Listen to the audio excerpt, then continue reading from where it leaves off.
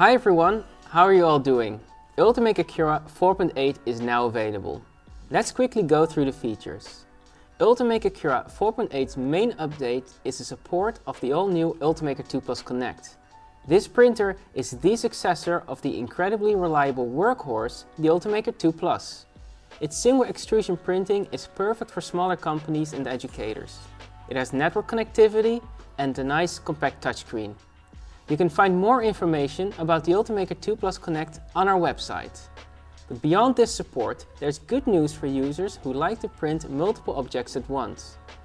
Ultimaker Cura 4.8's build plate arrangement has been improved based on the open source LibNest 2D library developed by Prusa Research.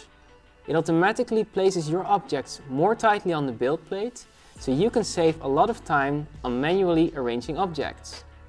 Another improvement: when a model is placed lower than the build plate, this will be indicated more clearly in color. Other than that, our friends in the software team have also implemented some smaller optimizations and bug fixes, making Ultimaker Cura again even better than last time. That's it for now, so see you at the next update.